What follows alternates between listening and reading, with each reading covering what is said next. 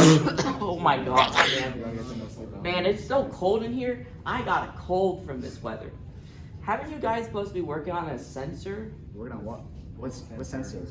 The temperature sensor, you bozos? What is that? Do you know this place can't be habitable without a temperature sensor? Guys, we're supposed to be adding a temperature system into our theme park.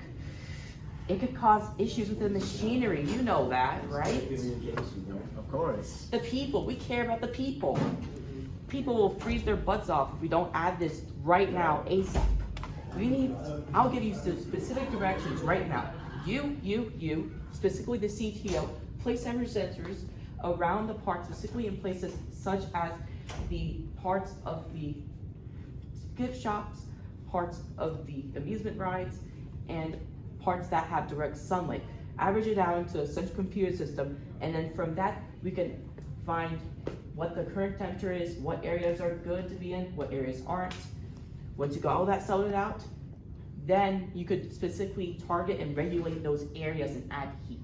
Because Mars could be as low as 225 degrees Fahrenheit, negative 225. So you get that, right? Yeah, of course.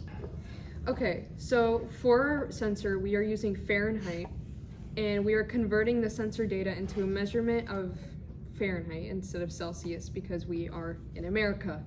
This is an American theme park. So we also implemented a photoresistor so that the more sunlight that is on Mars, the less temperature we use, so we can conserve more energy and we don't waste that energy. And we're gonna implement it on our machines and around the park so that the machines don't break and so our customers are safe and they don't freeze to death. All right, so I think we should use the temperature sensor because, I mean, we kind of have to use it so then it'll keep all of our people safe. And then because then anytime the temperature will drop too high or too low, it'll trigger a heating and cooling system. So then make sure that everyone and all the machines stay safe, right?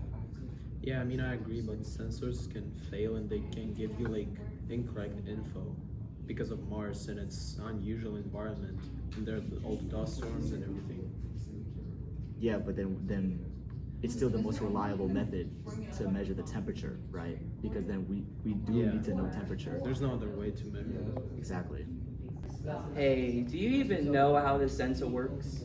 Come on, obviously I know how the sensor works. I made it myself. So explain it. Okay, so with the code, right?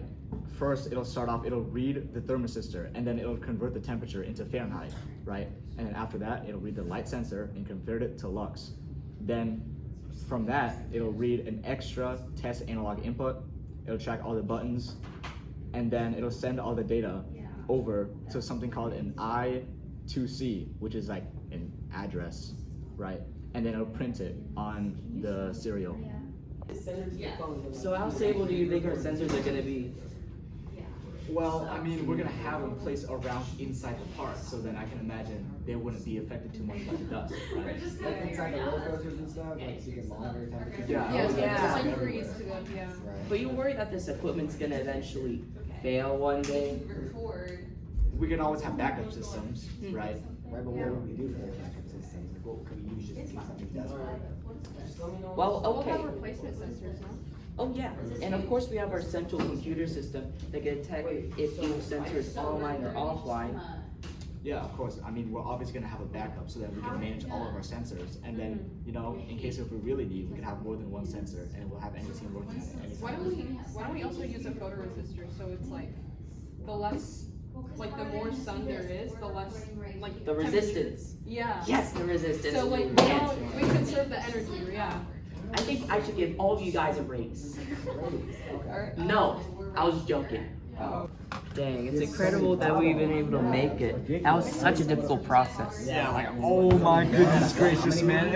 There were so many problems. Like, the main problem was, like, after already struggling to find out my first sensor, then you know, like, it was stuck showing 0 degrees Fahrenheit. So then, you know, like, I had such a hard time trying to fix it.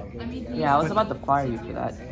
that wasn't even my fault, right? So then, but then I was able to fix it because I found a bug in the code with me and my team that it didn't allow the temperature to change.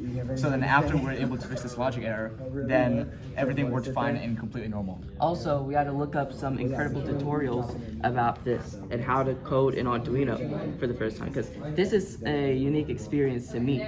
Of course, for our entire team. Everyone. We're all experienced. Yeah, but we were still able to break through and get everything done.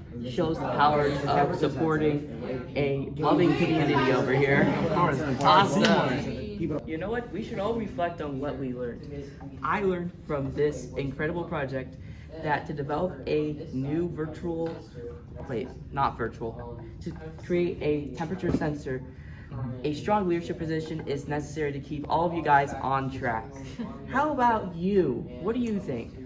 Okay, well, something that I did, which is much harder than everyone else in the team, right? I learned the inner workings of how a breadboard works, and then how, the Arduino sends electrical signals to everything else in the board. What did you guys even do? Well, honestly, I kind of learned that collaborating is really important, the teamwork, working together as a team, getting stuff done, learning about the circuits. It's a lot easier to collect knowledge and get things done when you have people working with you.